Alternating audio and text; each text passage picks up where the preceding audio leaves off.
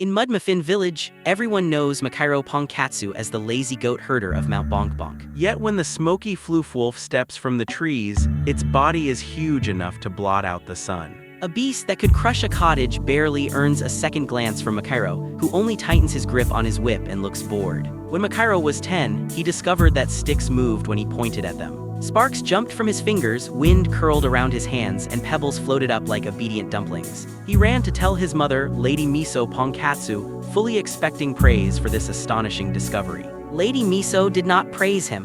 For the first and only time in his memory, she looked at him with pure fear. She grabbed Makairo by the shoulders and made him promise never to use that power where anyone could see. She told him about the Sparkler Lords and the dark world that lay beyond the village. The Sparkler Lords were descendants of the Sky Noodle ancestors, and the Leash Knights were mixed-blood wizards bound to serve them. Beyond the village, power did not mean freedom. Power meant chains with prettier names. Makairo did not fully understand, but he understood his mother's fear. So he promised. For 8 years, he used magic only in secret. He used it for nudging goats, sharpening his senses, and making rude villagers trip when no one could prove it. Then one afternoon, a panicked villager reached the elder's house with terrible news. A monster had appeared near the edge of Mudmuffin Village, its body shaped like a wolf with fur that smoked like a burned field. Its horns glowed red, and its roar shook the pine trees at the edge of the village. The village chief had already gone to hire a wizard, and everyone had been warned to stay indoors. Everyone had been warned except one person, Makairo Ponkatsu, the strange shepherd who lived too far up the mountain. Nobody climbed Mount Bonk Bonk unless they wanted something from him. At that exact moment, Makairo was lying in the grass with a goat chewing beside his sleeve, staring at the sky. He wondered whether a person could forget how conversations worked if everyone nearby was annoying enough. Old man Grumble Bento climbed the hill grumbling before he even reached the top. He called Makairo a slacker, blocked the sunlight with his wrinkled face, and acted as though his visit was an act of grand kindness. Makairo reminded him that after Lady Miso died, Grumble Bento had tried to claim the goats as village property. The old man coughed twice, found no good excuse, and suddenly became very interested in the dirt under his sandals.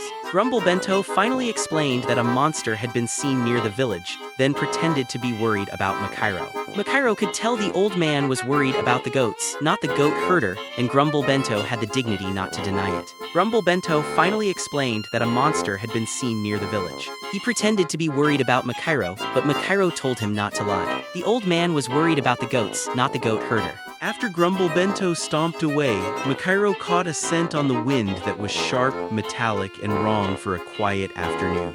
He rose without haste and followed it down the trail. He found Grumble Bento at the base of a tree, motionless. The old man had come to warn him and met the danger first. Then the shadows between the trunks moved, and the smoky floof wolf stepped out. Down in Mudmuffin Village, a child asked whether grown-ups could defeat a monster like that. His father shook his head and said only wizards could challenge true monsters. Ordinary people would not last against a beast of that kind. On the mountain, Makairo faced the wolf and whispered one word. The beast flinched, sensing something far deeper than a shepherd. Makairo frowned. His childhood command magic no longer worked on monsters the way it worked on goats. The wolf lunged. Makairo stepped aside as calmly as if avoiding spilled soup. If words would not stop it, he would handle it the shepherd way. One stone, one whip, and enough mana to turn both into a cannon. He whispered the word harden, and the stone blazed with light. He wrapped the stone in the whip, swung once, and cracked the air like a thunderclap. The stone shot forward faster than an arrow and struck the wolf with a thunderous blast. The smoky floof wolf collapsed, and the mountain went quiet.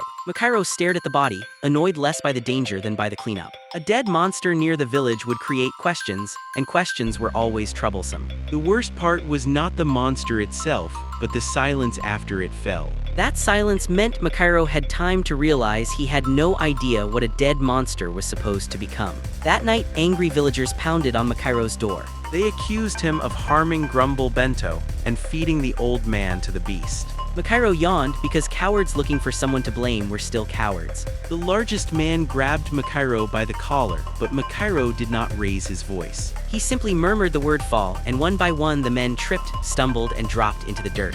They fell as though the ground had developed opinions about them. Makairo told the women to take the idiots home and prepare Grumble Bento's funeral. No one saw a fireball, no one saw lightning, and no one could prove the shepherd was anything more than unusually difficult. Just as Makairo tried to sleep, another knock came. He opened the door ready to insult someone but found a traveler instead. Master Bonkuro Wansnack stood there, silver-haired, sword-carrying, and hungry enough for his stomach to announce itself. Makairo fed him goat stew and apologized for the poor table. Bonkuro called it a feast, noticed the careful manners, and said that whoever raised this boy had done something right. Bonkuro said his parents must have raised him well, and for once the mountain hut felt less empty. When Bonkuro explained he had been hired to hunt the smoky floofwolf, Makairo went very still. Bonkuro noticed too much: the missing monster, the calm shepherd, and the faint scent of power hiding behind ordinary clothes. Bonkuro jokingly asked whether Makairo was secretly a wizard.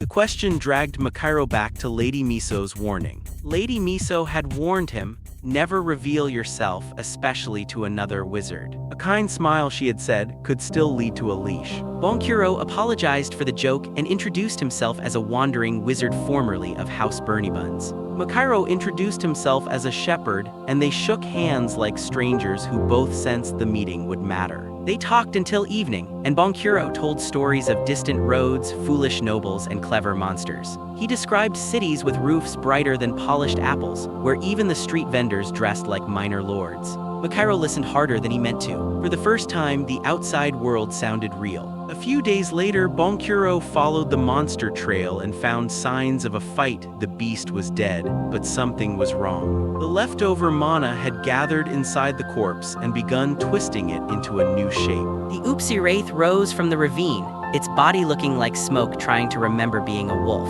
Bonkuro's expression changed at once. Any trained wizard knew to absorb leftover mana, but whoever killed this monster had not known that rule. Bonkuro struck first, but his conjured sword shattered on contact. The wraith slipped through shadow, faster than his eyes could follow. Bonkuro realized this was not a village-level problem. Even a minor sparkler lord would struggle against something this refined. Just as the wraith lunged, a blue-white stone flashed through the trees and knocked it back. Bonkuro turned and saw Makairo standing in the clearing, whip still raised. The shepherd had come after all. The shepherd had come after all, and Bonkuro asked the obvious question. Was the shepherd a wizard? Makairo reeled in the whip and gave the smallest nod. He had hidden the truth for 8 years, but he would not let Bonkuro die for his mistake. The Oopsie Wraith rose again, and Bonkuro told Makairo to run to the village and evacuate everyone while he held it back. Makairo answered by pushing mana into the air until every loose stone on the ground began to float. Bonkuro understood then that he was not looking at a runaway Lieshknight. He might be watching the beginning of something that could disturb the entire wizard world. A hidden shepherd with power near the highest bloodlines, that was a problem no noble house could ignore. Makairo tried fire, but the flame spread thin and useless against the wraith. Bonkuro shouted for him to condense it. Raw power was not enough. Magic needed shape, pressure, and a clear cause. Makairo formed the flame into a spinning core no bigger than a rice ball, then hurled it. The condensed fire struck the wraith and expanded into a blazing sphere that swallowed the shadow whole. When the wraith faded, Bonkuro ordered him to absorb the mana before another disaster occurred. Makairo asked how to absorb mana. Makairo asked how, and that single question was what nearly broke Bonkuro. Not knowing such a basic fact, Bonkuro could only stare. That question nearly floored him harder than the wraith had. That was the first real lesson. Power could save a life, but ignorance could almost end one. Makairo had killed the wolf cleanly and still created a second disaster by leaving the mana behind. Bonkuro taught him to imagine drawing the energy inward. Green light rose from the remains and flowed into Makairo's palm. Strength rushed through him like a door opening somewhere inside his bones. Back at the hut, Makairo bandaged Bonkuro's arm. Bonkuro kept calling him noble. Makairo kept insisting he was only a shepherd who did not even know his father's name. Bonkuro explained why Lady Miso had been wise. Years ago, House Burnybuns had fought House Sneakapaws, and the war consumed people he loved. A Lieshknight's life could be spent by nobles like a coin. Then Bonkuro asked about Makairo's easiest talents. Makairo listed his sharp smell, perfect throwing aim, and quiet footsteps. He added the way animals obeyed him, and with every answer, Bonkuro's face darkened. The answer was House Sneakapaws, the hunter bloodline Bonkuro had once fought against. Makairo tried to apologize for a war he had never seen. Bonkuro stopped him. Blood can explain a person, but it cannot judge them.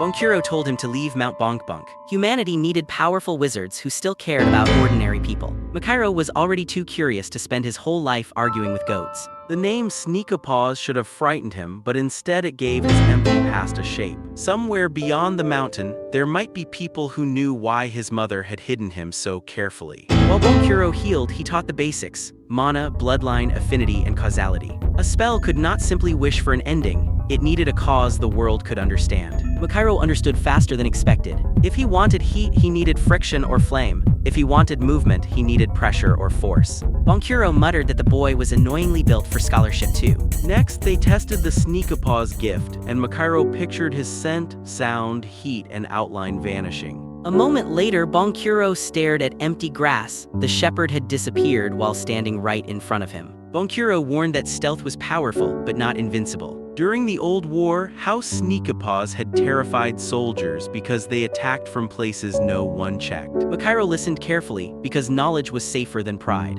When Makairo announced he was selling the goats, the village elder demanded consultation. Makairo reminded him that the goats were his property and that the village could either pay fairly or chase loose goats for the next month. Makairo left Mudmuffin village with a pack, a sling, and more money than the elder wanted to give. Bonkuro walked beside him until the main road, then stopped. Bonkuro refused to travel with him. Makairo needed to learn the world with his own feet. They parted with a promise to meet again. Only later did Makairo understand why Bonkuro had felt like the father he never had. Days later, Makairo entered the dusty Bento wasteland, where the air tasted like sand and old soup bowls. When he spotted a merchant cart, he approached politely and asked for directions to the nearest city.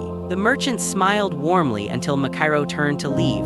Then blades appeared from beneath their cloaks. Their leader, Boss Snaggletoffu, declared that a lone traveler who bowed his head was obviously easy prey. Makairo remembered Bonkuro's lessons and used only enough force to end the threat without starting a war. Wind threw dust into their eyes and water from his canteen froze around their weapons in the same breath. The ground buckled under their boots, and none of them could take a single steady step. When Boss Snaggletoffu begged, Makairo asked why they had attacked without first checking whether he was a wizard. The answer was brutally simple. Politeness had looked like weakness. Makairo stored that lesson carefully beside all the others Bonkuro had given him. When the last bandit fell, the wasteland felt too quiet, and Makairo did not enjoy what he had done. He understood the rule of the road.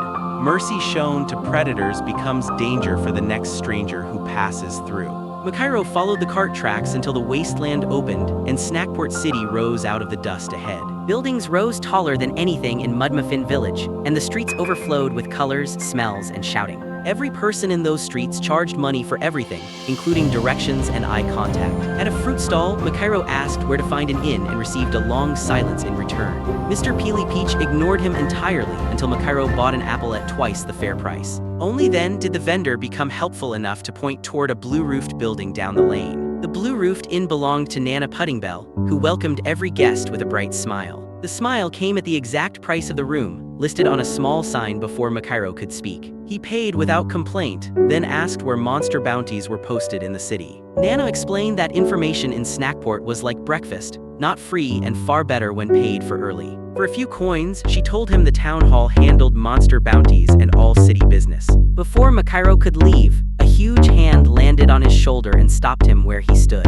Goro Beefbull, a broad monster hunter with a grin like a cracked helmet, declared that ordinary people could become wizards if they killed enough monsters. Goro invited Makairo to join his hunting team as a shooter, which he explained was a prestigious and dangerous role. Makairo declined politely, and to Goro the boy simply looked under-equipped for honest work. To Makairo, joining strangers who did not know his power sounded like extra and unnecessary paperwork. That night, Makairo overheard Goro's companions joking that the quiet shepherd would only be useful as bait. Goro told them to stop. The kid reminded him of himself, and he only wanted to help him live longer. The next morning, Clerk Squintaro at the town hall handed Makairo a bounty sheet with obvious skepticism. Squintaro clearly expected never to see him again, but still explained the law. Monster bodies had to be returned or cleared before they became wraiths. Less than an hour later, Makairo returned with the three-legged cranky crow from the bounty sheet, entirely intact. The clerk stared at the monster, then at the calm shepherd, then back at the monster as if hoping one of them would explain. Makairo asked for another bounty sheet, and then another after that. Over 3 days, he cleared 30 small monsters, absorbed their mana, and earned enough coins to make Nana Puddingbell set out extra food with suspicious enthusiasm. The mana from weak monsters helped, but only for a while. The gains were shrinking. Makairo stared at his palm and understood that growth had levels, and weak prey could no longer push him forward. To climb higher, he needed stronger dangers, and that fact was not comfortable. Success attracted trouble. 2 jealous hunters cornered him in the inn and demanded a share of his reward money. Makairo flicked one finger, and the loudest man flew backward into a pile of empty chairs. Goro rushed in immediately, apologized to everyone, and admitted that his team was nearly broke. Makairo handed Goro coins as repayment for the earlier kindness, then demanded information in return. Goro grinned. Information was the one thing he always had in abundance. Goro told him about Grand Sparklyopolis, a city so large that even its gates had their own gates. He also mentioned the Infinite Bookie Tower, a library open only to wizards which Makairo had never heard of. Makairo decided at once that Grand Sparklyopolis would be his next destination. Snackport City had been his first test chamber. Every bounty taught him a monster habit, every corpse gave mana. Every shocked clerk taught him how quickly respect changes when solid proof hits the counter. Before leaving Snackport, Makairo caught a strange scent beyond the city walls. The scent belonged to Goro's team, mixed with monster mana and with something that smelled like fear. He followed it into the trees, hoping his nose was wrong, and found one of Goro's companions slumped against a tree. The man was barely able to speak, and he whispered 2 words before fading out: "Murder Bunny." Makairo looked up and saw a small creature casually feeding on a pack dropped nearby. The Murder Bunny Deluxe was not large, and that was precisely the problem. It moved like a thrown blade, crossing the clearing before Makairo had finished a single breath. He dodged by instinct, and the tree behind him split clean from the impact. Makairo fired stones from his whip, but the rabbit batted them aside with terrifying and deliberate precision.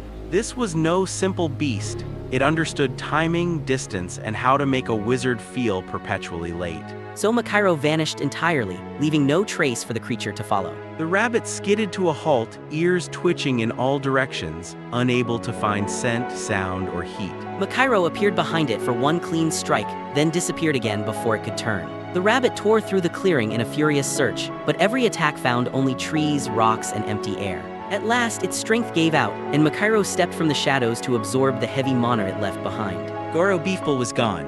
Makairo stood over his friend's belongings and felt the city grow colder behind him. Goro had shown him kindness freely, so Makairo would follow the path Goro had described: Grand Sparklyopolis and its library. Goro Beefball had not known Makairo was a wizard, yet he had still tried to help him survive. That kindness weighed heavier than any reward money, and it turned Grand Sparklyopolis from a distant rumor into a firm promise. A few days later, Grand Sparklyopolis rose before him like a city designed specifically to impress the sky. The line at the gate was already longer than the entire main road of Mudmuffin Village. When Makairo finally reached the front, Sir Helmeto Nervosknes stopped him with one raised hand. His clothes were too dusty, his hair too wild, and his entire appearance too suspiciously shepherd-like for a city that loved polished boots. After cleaning up enough to pass the gate, Makairo found the Infinite Bookie Tower. Its walls curved upward like an enormous shell of white stone and glass. He asked to enter, and Sir Helmeto refused again, because only wizards were permitted inside. Makairo released a controlled pulse of mana,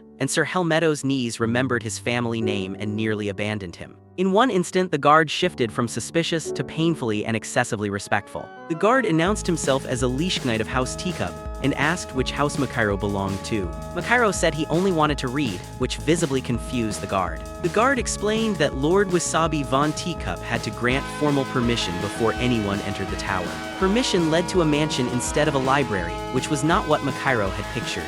Servants washed, dressed, and polished Makairo until he looked less like a shepherd and more like someone who had accidentally inherited a small kingdom. The servants looked genuinely terrified of making even a minor mistake. Makairo let them work because refusing seemed to frighten them more than simply complying. The lesson was deeply uncomfortable, In noble houses, kindness and fear sometimes wore the exact same uniform.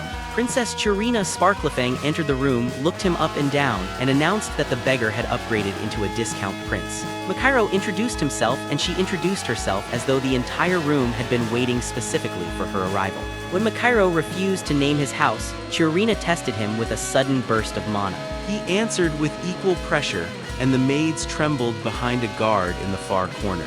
Chirina's playful smile sharpened immediately into genuine and focused interest. Chirina treated the mana clash like a joke, but Makairo noticed the maids had flinched first. In grand Sparklyopolis, even laughter from a noble sounded dangerous when servants were trained to fear mistakes. Chirina joked that he should join her personal snack squad immediately, as if the matter were already decided. Makairo did not know whether that was a threat, an invitation, or a noble custom that somehow involved dumplings. He decided silence was the safest available response and offered none. Lord Wasabi Von Teacup received him that evening and warned that the infinite Bookie Tower held no miracle spell for instant power. Makairo said ordinary knowledge was enough, and that answer genuinely pleased Lord Wasabi. The next morning, the library doors opened, and inside a spiral staircase climbed through shelves so tall they vanished into light. Makairo forgot to breathe for a moment. Books were not objects here, they were an entire world stacked upward. A small glowing figure floated beside him and introduced herself as Lulu Booknibble, the librarian.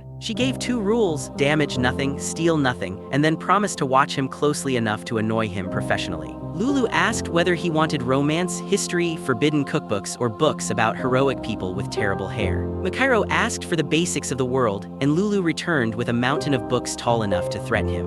Makairo touched the first book as if it were a living thing. Page by page, the fog around the world began to lift. Mountains gained names, borders gained meaning, and monsters became patterns instead of nightmares. For a boy raised on grass, goats, and grudges, the library felt almost unfair. One shelf held more answers than his entire village had given him across 18 years. For days he read about races, ruins, etiquette, crafting, medicine, and monster anatomy. The more he learned, the more he understood exactly why noble houses worked so hard to protect libraries. Knowledge made magic cheaper, sharper, and far harder to resist. Lord Wasabi summoned him after several days. A monster had blocked the northern trade road. The knights sent to deal with it had failed, and the city needed a powerful wizard to solve the problem quickly. Makairo understood the bargain at once. Library access had been a gift with a debt tied neatly around it. Still, the road mattered to ordinary travelers, and he agreed. The next morning, Makairo left the city alongside Princess Chirina, Sir Dango Puffshield, and a squad of soldiers. Chirina complained that her father worried too much, and Dango looked as if he had been personally assigned to survive her mood.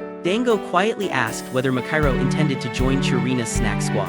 Makairo said no, and Dango looked relieved enough to almost cry, which told Makairo more about noble households than any etiquette book had. The scouts found a smashed wagon beside the road, and each of them read the scene differently.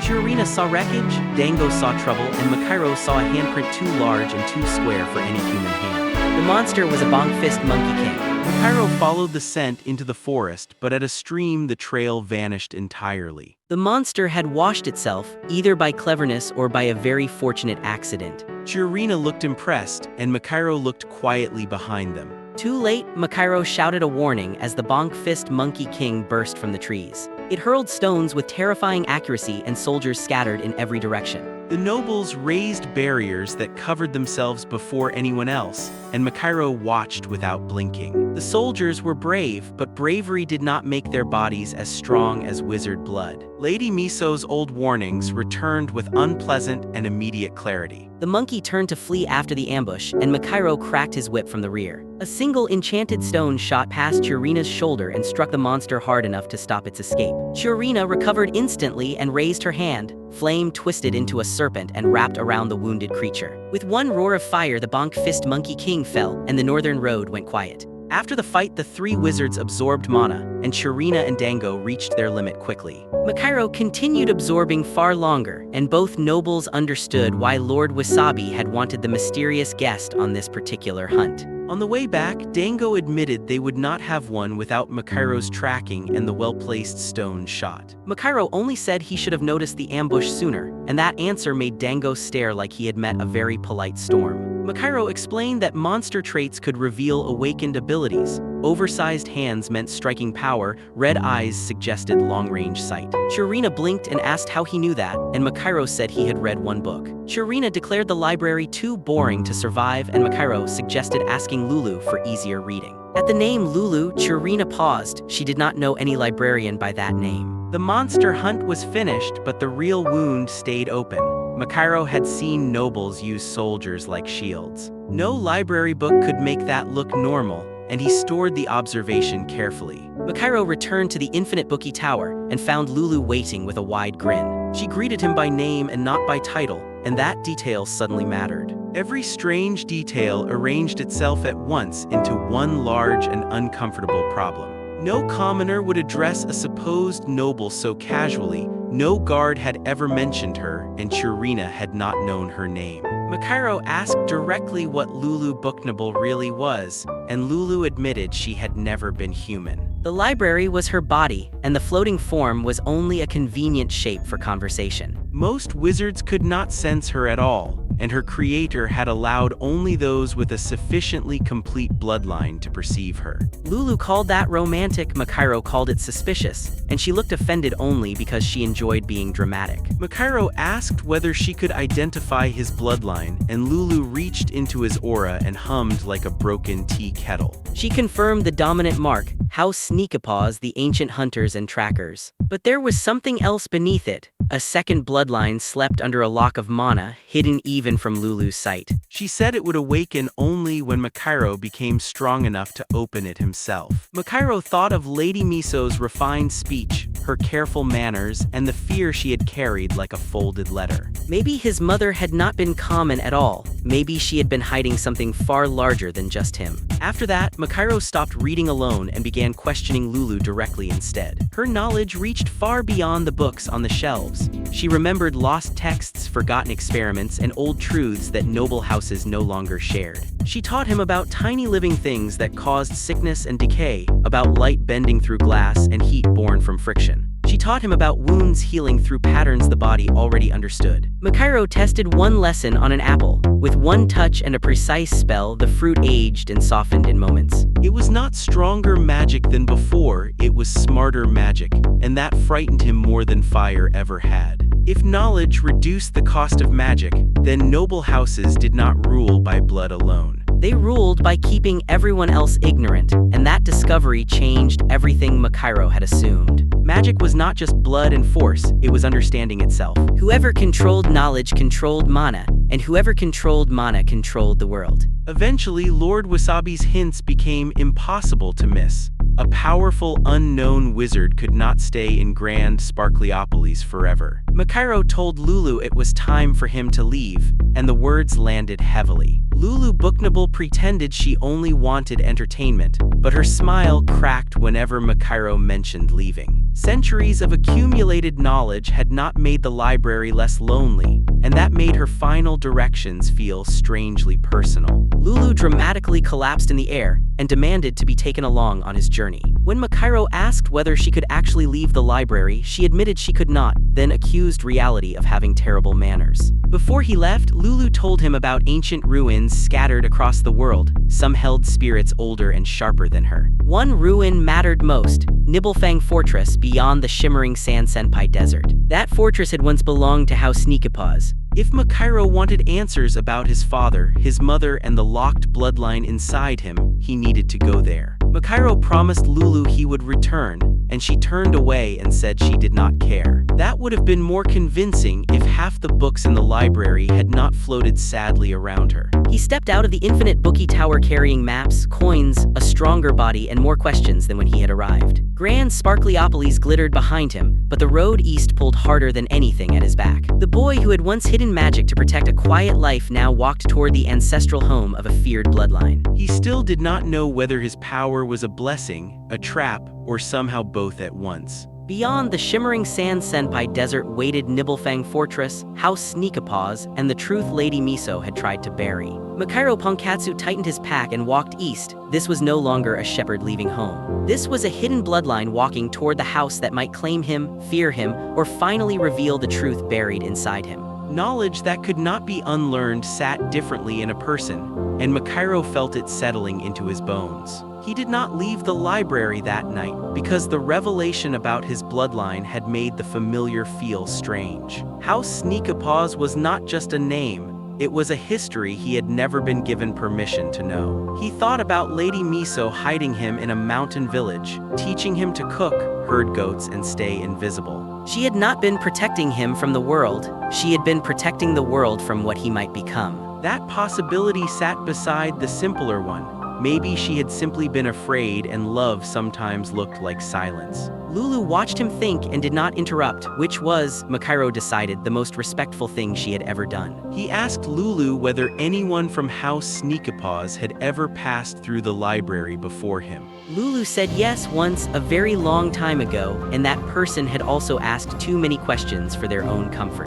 Makairo did not ask who that person was, because Lulu's expression made clear she would not say. Some secrets he was learning kept themselves through omission rather than lies. He spent his last evening in the library reading everything Lulu flagged about the shimmering Sand Senpai Desert. The desert had no water markers on most maps because travelers who mapped it rarely came back to update them. Nibelfang Fortress had been sealed for at least 2 centuries, according to the most recent records Lulu could find. Sealed did not mean empty, it meant whatever was inside had decided to stay. Makairo packed the maps into his travel roll alongside dried provisions and a spare canteen he had traded for in Snackport. He stood at the tower doors before sunrise and watched the city sleep below, glittering like scattered coins. Grand Sparklyopolis was magnificent in the way that power always looks magnificent from a distance. Up close he had seen the maids flinch and the soldiers treated as shields, and that was the real city. He did not resent it, but he did not romanticize it either, and that felt like a kind of growing up. Lulu appeared beside him without a sound and handed him a small folded card with her handwriting on it. It listed 3 ruins in addition to Nibelfang Fortress, with a handwritten note at the bottom that said, "In case you get lonely." Makairo tucked it into his pack without comment, and Lulu pretended that was enough. The road east stretched out of sight, and somewhere beyond the shimmering heat lay the answers Lady Miso had chosen not to give. Makairo Ponkatsu walked toward them, not as the lazy goat herder of Mount Bonkbonk, but as whatever came next.